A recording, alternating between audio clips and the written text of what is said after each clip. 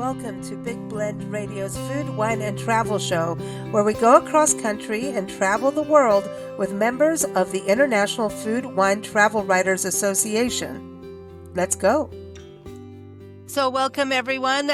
We do our Big Blend Radio IFWTWA shows, which is with the International Food, Wine, Travel Writers Association every second Tuesday, every second Friday, and every third Monday. And today we're going to Turkey, which has a new name, and we're going to find out about that. But we're going to talk with Andrea Lemieux. She is the author of The Essential Guide to Turkish Wine, and she actually moved from Michigan, from the United States to Turkey. And we're going to talk about Turkish wine today.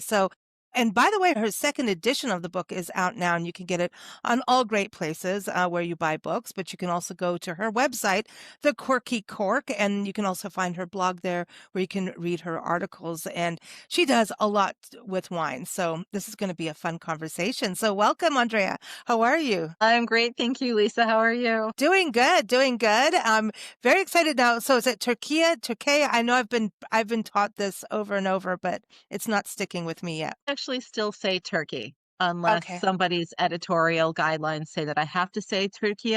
I still say Turkey. Turkey, that's it. Because then, well, the book title, you get to say Turkish. So that's Yes, avoid the whole discussion that way. maybe, I don't know. But what led you to Turkey? I was transferred here. It's kind of a funny story. I was on the verge of quitting my job, and I told everyone I knew that I was going to quit my job and move to Turkey. This was in like 2012, 2013. And I figured if I told absolutely everyone in my acquaintance circle, then I couldn't wuss out and not do it because then I would just be embarrassed. At the end of the day, I ended up having a work opportunity to be transferred here for what was supposed to be a short-term assignment. I knew I wasn't going back though. But it was a step. Yeah.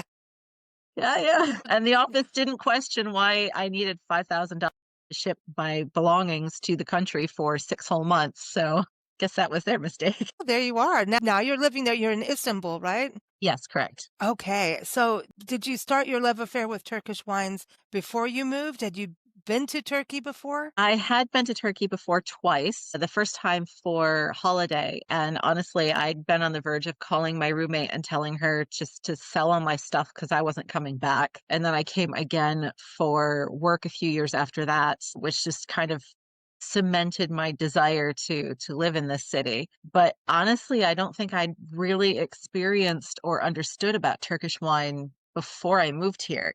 I mean, I think probably in the back of my head, I assumed that Turkey made wine because, I mean, kind of what country in this part of the world doesn't, but I hadn't truly experienced it until I moved here. And even then, not for quite a while until after I'd moved here, because my first year here, I lived in not a central neighborhood. I was the only Western foreigner in the area, and there weren't restaurants, let alone anywhere that sold alcohol. If I saw wine, it wasn't until I like came into the center and was at, dinner or a bar or something like that, places that didn't exist where I lived before.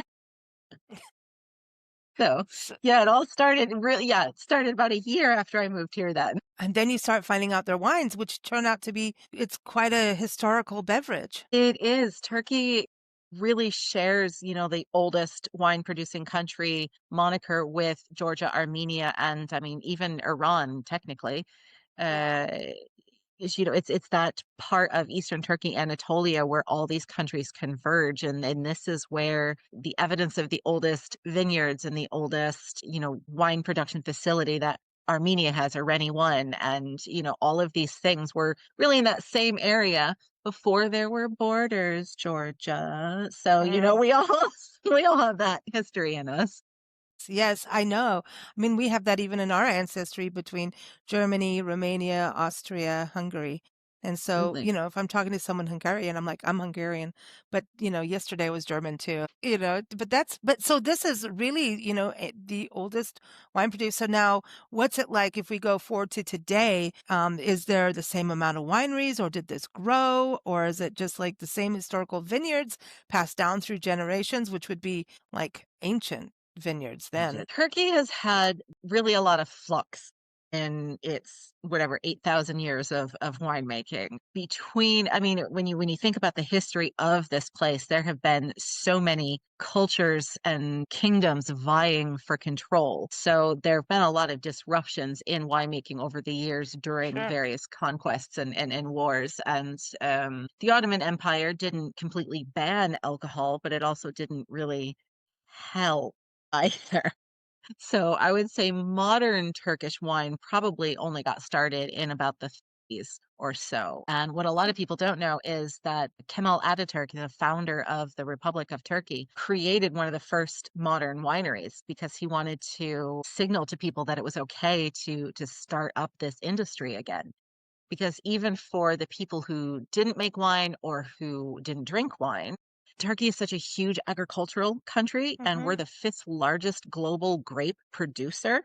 I mean, today only about 3% of those grapes go into winemaking, but still wineries were huge grape buyers. So for the people who rely on agriculture and being able to sell their grapes, I mean, restarting the wine industry was economically really important for them. No, we don't have generational vineyards that have passed, down for hundreds of Wouldn't years, that but be we cool do though? have it would be so cool. And I mean, who knows? There might be one hidden somewhere that we just haven't found. In the hills. We do have a lot of really old vines. So, and I don't just mean like, the current international accepted 35 years old type of Mm. old.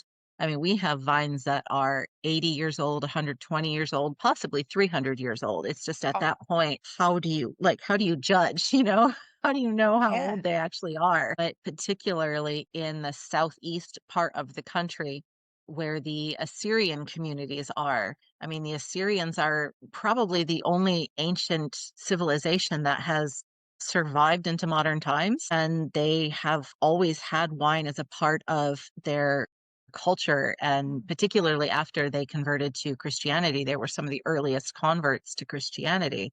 So they have continued to make wine in southeastern Turkey for thousands of years, quite literally. I don't think their vines are thousands of years old, but they do have some old ones.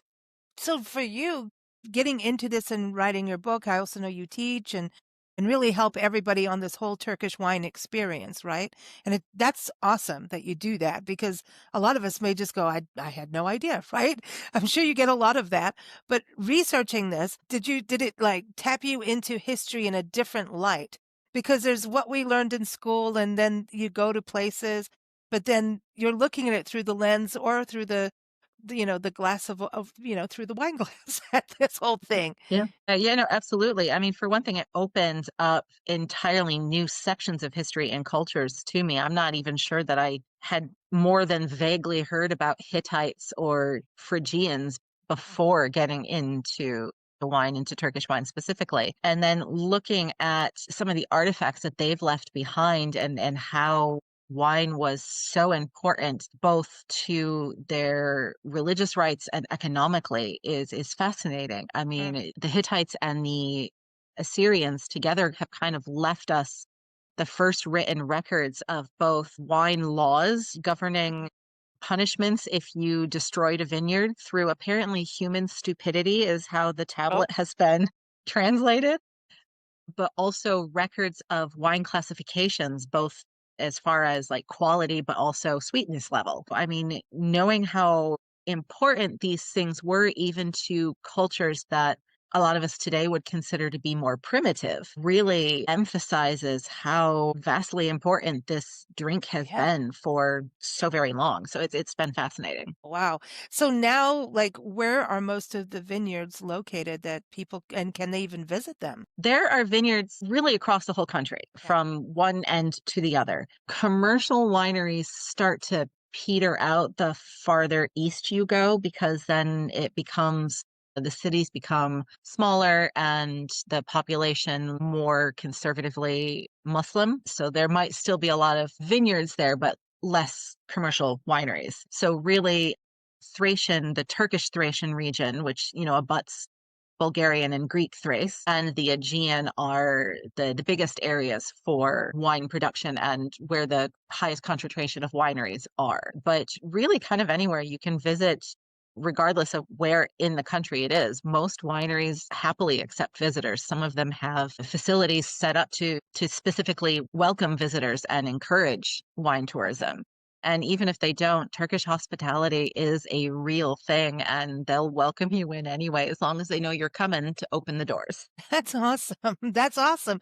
So how many wineries are open for visitors, do you think? We have on record, I think it's like 180, 190 wineries or something. I'd say 100 to 120 of them are welcome visitors. Some of them are Wow. still, like the big bulk production wineries that sell kind of non-specific label stuff or sell directly to restaurants or businesses or something. So those aren't Okay. necessarily places that tourists would want to visit anyway. But there still are quite a few wineries to explore here. Okay. Now, what about Turkish wines getting out of the country? Does that happen a lot, or is that a hard thing for, import export kind of thing? It's doesn't happen a lot. I think from what I was told, only like 3 to 5% of total production gets exported. And it's not difficult, like logistically or financially, to export. In fact, it probably works out better for the winemakers here because they don't have to then pay the enormous Mm. local taxes on wine that gets exported. But And they don't get tariffed. they don't get, well, we get That could happen. I think it's Really? 15, I think it's 15% now. Yeah, yeah. Oh, wow. But the difficult part is interesting importers. So, I mean, Turkish wine does end up, Europe is a fairly large market for it. The That makes sense. UK and Europe, like the Netherlands, Germany. I think there's some in Spain, if I Oh, recall. North America is a decent market, Canada and the US, Australia, Hong Kong, I think, and maybe makes Japan. There's a sense. little bit there. Yeah. But the volume is still quite low. And yeah, it's a combination of getting importers interested in carrying a product that not a lot of people know exists. Yes, this is where I try to So come you in, saw like a niche absolutely. there going, "Oh, I like the wine and I can help." That's cool. That's cool. That's really cool. So tell us a little bit about the varietals that people like. What is the wine like? Is it all white, all red? Yeah, Turkey has more grapes than any other country in the world. There are some 1,400 grapes, yes, that are native to the country. Wow. There are a couple of I know it's a lot. There are a couple This of is research facilities here that are working on testing the DNA, like against the grapes that are already in the database, because what we might with the thing that happens here is a lot of those 1,400 grapes might be that this grape grown in this village in village A looks remarkably like this other grape that grows in village B, and they have different names. Are they the same grape? We don't know. So they're doing like this testing with these grapes. So I think they've proved that some 800 or 900 of them are genetically distinct, and every year they test a new batch of them. Unfortunately, we don't make wine with all of those. I think there are maybe 80 to 100 of those grapes that are used in wine production. International varieties are very popular here, but the last 15 years have seen a real renaissance in actually generally wine quality here. I talked to like friends who have been here for, 20, 30 years, and they remember how bad the wine used to be, but oh, also in interest in the native grapes. So it's a really quite a cool time, really, to be involved in Turkish wine. And the country seems to think of itself as a red wine country. It overwhelmingly produces red wine. okay. I don't necessarily think that's because there are more native red grapes here. I think it's just there's less of an interest at the moment in white wine. So I'm hoping to see a shift in that because I'm a white wine drinker. I'm a So both drinker, selfishly, but more red than white. But I don't want that. Now, does anybody do any kind of sparkling white over there? for sure. We have a lot in the small industry that we have a lot of sparkling wine. Traditional method, tank method, pet nats have become massively popular over the last couple of years.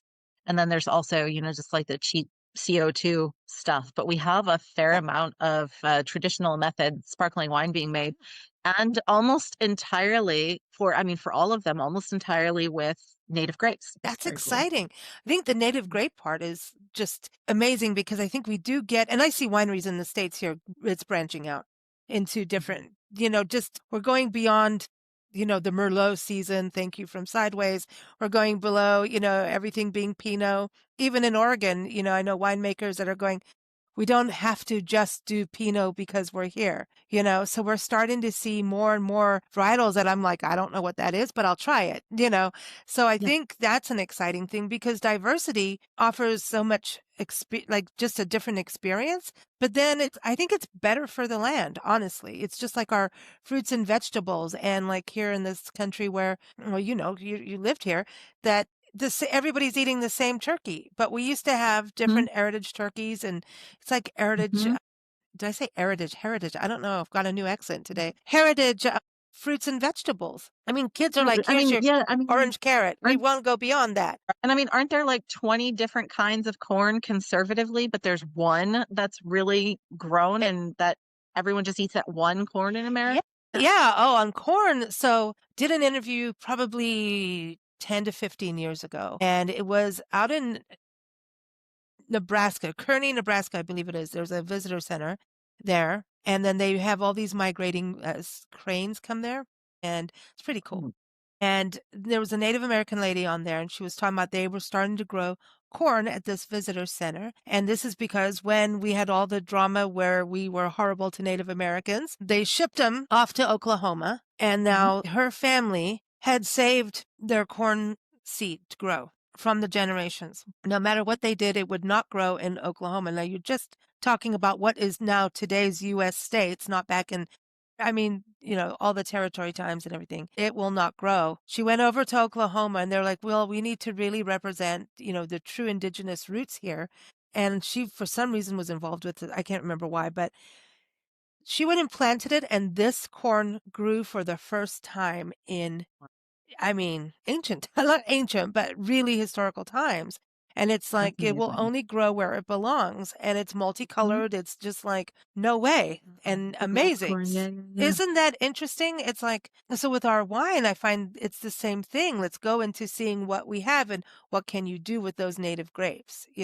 Like I Mhm. know the South, we have Absolutely. what, muscadine grapes in the South, the U.S. I South. think so. I don't know about the wine from that. I've heard mixed bags on that, but I think it's up to the winemakers to take what they have and keep creating until it becomes something really amazing, which is expensive. Absolutely.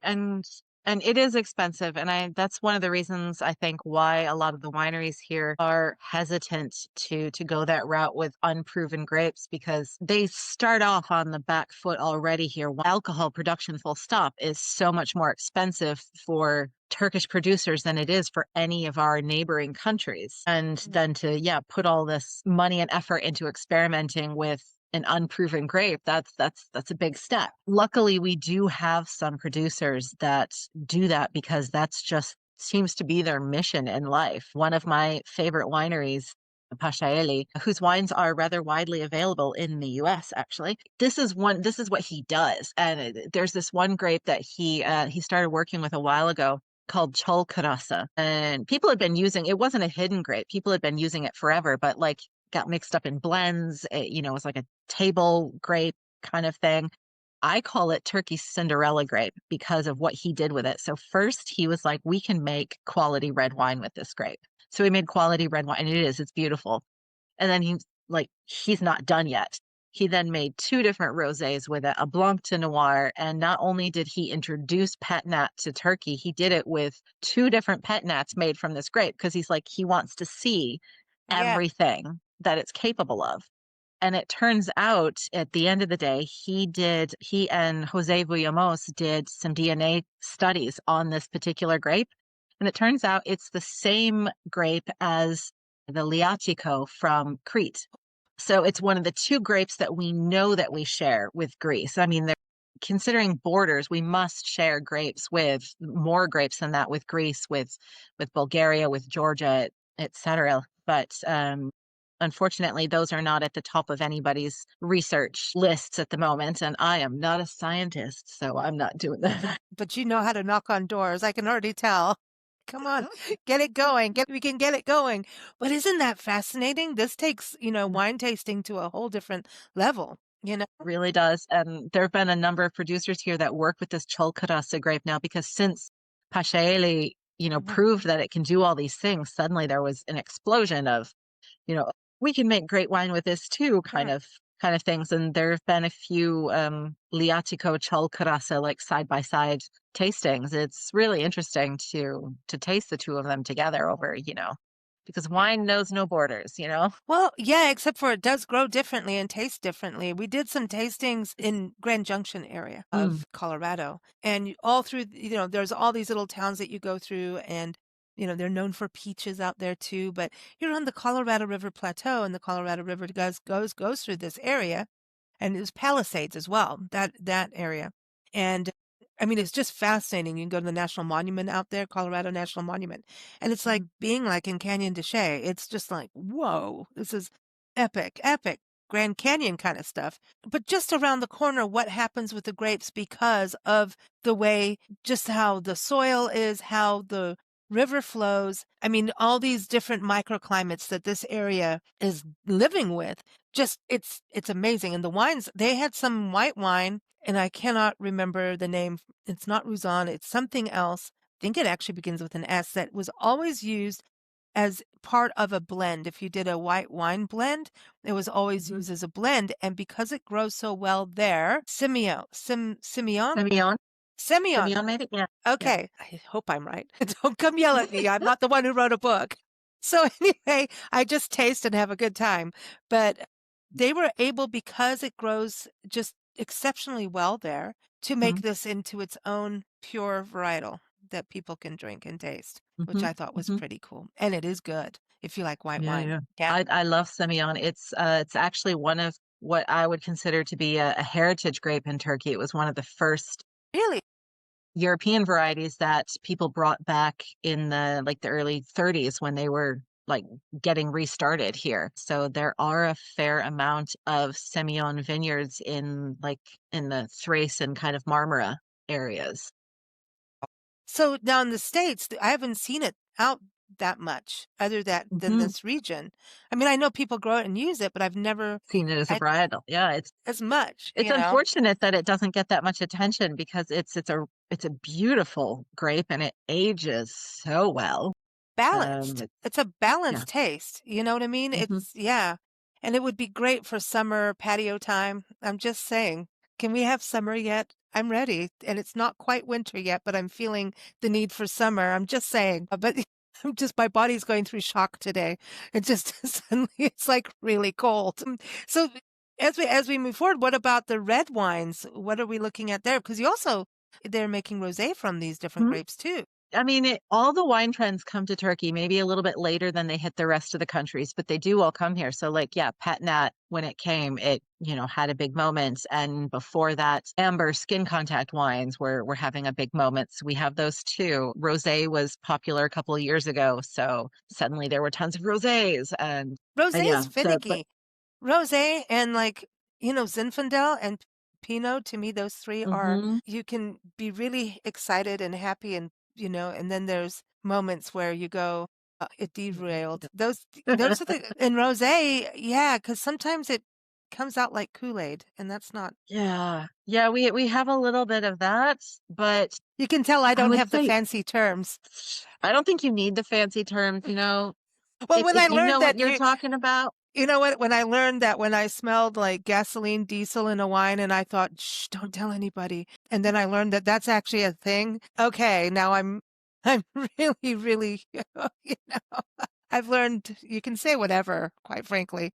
Absolutely, you absolutely can. And in some company, the more ridiculous, the better. I mean, a friend of mine came up with a tasting note of fig leaf a while ago. No, Shay, it wasn't fig leaf. It was pomegranate leaf a while ago. And I told this to some winemakers and they're like, wait, do pomegranate leaves smell like anything? And I was like, no. And they just all laughed because it was just a ridiculous. When was the last time she ate a pomegranate leaf either? But we do have them all over the place. And I think and it's funny because I know exactly where her mind was going because the wine that we were drinking did have like some pomegranate-y notes to it, but it was also kind of not like herbal, but kind of green. And Yeah. so it's like, yeah, I'm coming with you. Pomegranate leaf. Yes. Did they ever Why not? make wine out of fruit in Turkey? Because I know in some areas in our country we have that, right? Yep. Especially like Yep. Oregon does a lot of fruit and berry Hmm. wines and everything. Michigan as well. Michigan's very Yes, popular that's again. ice wine. Yes. Yeah.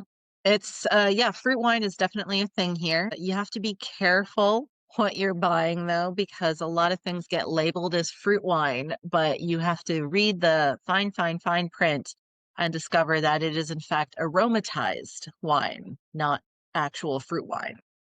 Like what they do with So vodka. yeah, kind of. Oh, So we that's have a both of wow. it is. We have both of those, so you just have to be careful and read the label really well. Wow. Okay, that's a different thing. Yeah, I think I'll stick with the straight stuff. You can always Generally. make your own sangria. Sure, absolutely. Now, do you get sangria over there? Yeah, They a any few kind of bars that cocktails will with it? Yeah, the there are a few bars spritzers. that will make sangria. You do see some spritzers in places, but it's less popular. And I think it's because having to sacrifice, if you will, a bottle of massively expensive sparkling wine on a cocktail. So you end up with like really cheap, just CO2 infused sparkling Okay. wine in those. And so those are far less popular. Always thought spritzers to me were always kind of colonial vibes to me. For some, like the colonial. I lived in Africa, so I grew up with spritzers were very la-di-da and very polite for Mm, women to drink. And then hmm. there's the other side of the room of women who are like, give me a gin and tonic or a rum and coke. Those were the things back in the day. I was gonna say, I think that was also of an era. Like white wine spritzers were really popular Yeah, yeah. for a decade or two. Yeah, and I think, well, Africa, they held on to those decades for longer than like Yeah, the quite Western possibly. world. I don't know, but I didn't do that. Yeah. I think I've tasted it once and just go, give me the glass of wine. Give it Sangria is fun, but give hmm. me the glass of wine. Don't Right dilute there my with you. wine. I mean, Don't. the only thing that I will accept usually is, especially since it is the season, is Glühwein. I do love Glühwein, Oh, yeah. and I have a like there is a subsect of wine that I would not normally buy or admit to drinking, but which is what I use when I make Glühwein. It's kind of like being back in the US and using 2 buck chuck for Oh, Glühwein, yeah. right? Like you're not going to drink that, but once you add the sugar and the orange juice and the spices and everything, it's fine. It's okay. I don't even know if they make two-buck chuck anymore. Oh my gosh. I don't It's know. probably 7 buck chuck now if they. Probably. But yeah, going back to the reds, what are the reds? Since that's a big deal, Yeah. what are some that people should look out for? Well, in the native variety category, Turkey's reds tend to be more medium bodied with high acidity and lower tannins. And yeah, there's a lot of great fruit flavors in them. And they lean, and I mean, also maybe this is just having lived here for so long, like my descriptions of things are now Turkish. So, like, they lean mulberry and pomegranate as opposed to, say, blackberry or something. Okay. And there's quite often a good amount of earthiness, or I you get love a that. little bit more of an earthy Mm. flavor profile with a lot of the reds here, which I personally love. And when they're well made, they also translate to a more savory profile for the rosés as well. So yeah, different Oh, yeah, fruit, that uh, oh, I'm earthy, peppery. mm, You get like a lot of great spicy notes here too. okay. I want to come out. When it comes to non-native, what can people Mhm. expect? They really love their Bordeaux here. So Okay. there's a lot of Bordeaux blends being made, a lot of Cabernet Sauvignon, Blow, even you'll even see varietal Malbec, Petit Verdot, Cabernet Franc, Cool. Syrah is very popular here as Yay. well. You see a little bit of Pinot Noir, little Zinfandel, actually, some Sangiovese. We've got a few outliers doing weird grapes like Corinto, Rebo, and Echigaina, none of which I'd heard of until I went to this particular winery. And then on the white side, mostly it's going to be Chardonnay and Sauvignon Blanc for the international grapes, but there's also some heritage Semillon varieties that have been grown here for 100 or more years and within vineyards that old, which is Hmm. fantastic. We have somebody who's just released a Verdicchio, I think. No, wait, sorry, Fermentino. The first time we've seen that in Turkey. So people here like to experiment. which Mm. is really cool. So your book is out now, so everyone can go get that. It's the holiday season, just saying. Yes, yes, yes. thequirkycork.com. You go there and learn everything. It's on Amazon, Barnes and Noble, all those great places. And you can go to her website and you can get it. You just go to her website because she's got all these articles.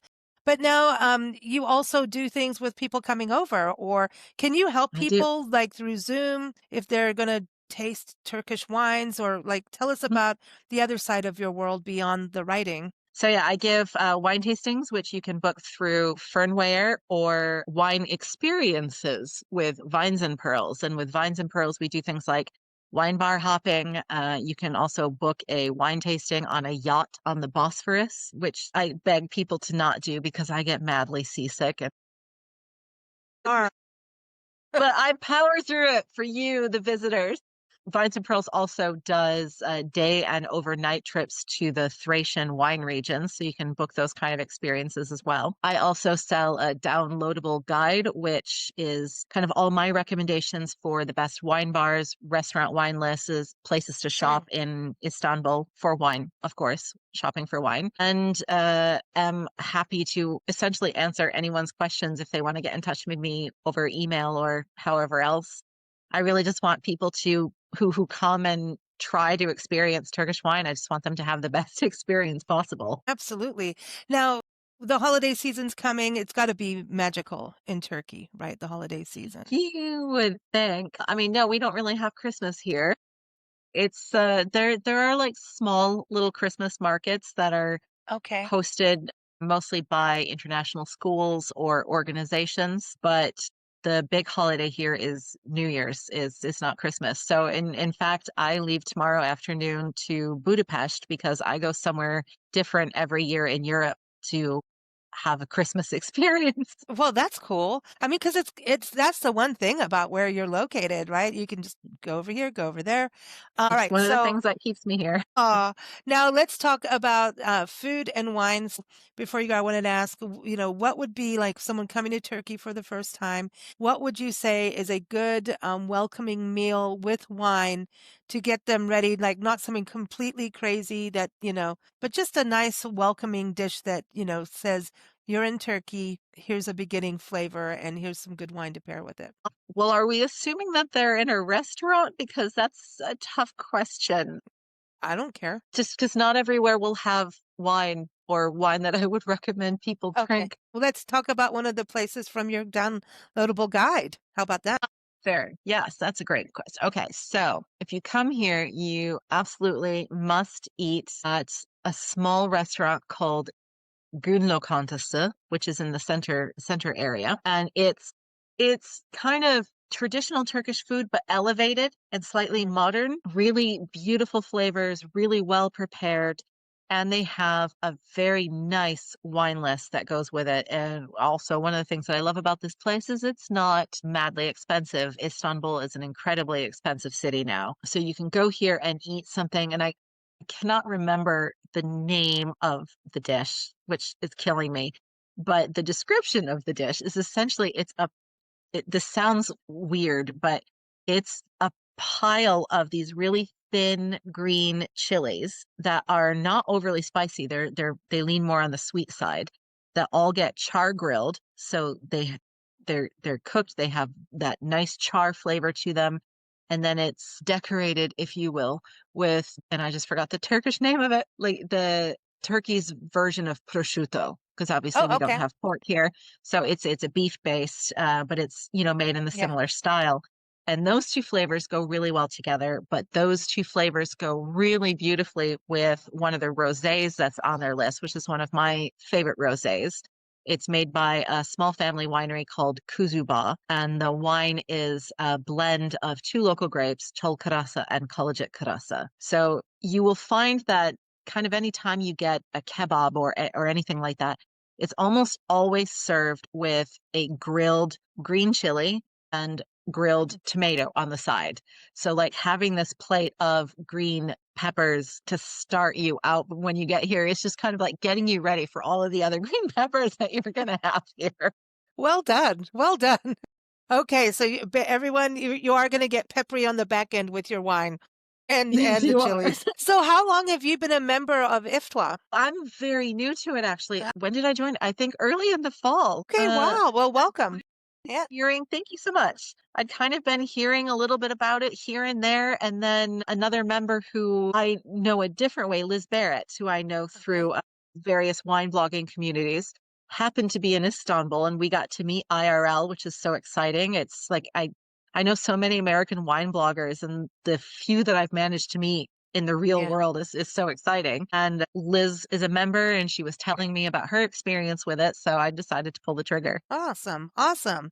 Well, I think you're going to have a good time. They do a lot of webinars, and maybe you can host a Turkish wine webinar with them. That would be That would be amazing. I don't do anything. I have no controls of any of that, but we just run the podcast, but I know they do so much, and I know a lot of members have been coming over to Turkey. Mhm. So we've done a few I know that Terry Guthrie has been over, and she was there for a Mhm. while. And also the Wanderer's Compass, Ryan Slow Mhm. and Joelle Meshish, they went over. And she talked about the wine. They enjoyed the wine. Mhm. And Fantastic. she also said there was it's not, she's like, it's a potato chip, but it's not a potato chip. And she fell in love with them, but it's like in a bag that you eat, snack on. And now I can't remember if it was cinnamon on them. No, it's something else, but paprika. Like a paprika potato chip kind of thing. I don't know. I don't And know then about what this. she I'm gonna said have on to the find it. podcast, because she recorded while they were in Turkey. And then the next one, she says, it's not what I thought it was. But she said that everyone is so friendly and so hospitable, and that Mhm. you also have a lot of friendly cats in Turkey. We do. We love our cats here, especially in Istanbul. They are by and large, very well taken care of by just the whole world here. You can get discounted, sometimes free veterinary services for street cats. People leave out food, water dishes, their little houses for them, and you're not a real Istanbulu unless you either take care of one or have taken in several. So, I mean, that's how I give my I'm a real Istanbulu credentials is that I adopted two of them. Very cool. Very cool. It's been so fun meeting you and connecting with you. And hopefully we'll get to Turkey one day. Same here. Go I wine. hope you Yeah, yeah. So everyone again, for the International Food Wine Travel Writers Association, go to IFWTWA.org and follow them on social media, and they'll take you around the world. When they say they're international, this truly proves it, right? So everyone again, you can go to the Quirky Cork and learn more. And the book is The Essential Guide to Turkish Wine. All links are in the episode notes. Thanks so much. You take care. Happy holidays. Thank you. You too, Lisa. Thank you. You too. Thank you for listening to Big Blend Radio's Food, Wine, and Travel Show, featuring members of the International Food, Wine, Travel Writers Association. We encourage you to visit their website. We say IFWTWA, which is IFWTWA.org. You can also follow us at bigblendradio.com. Happy travels, everyone!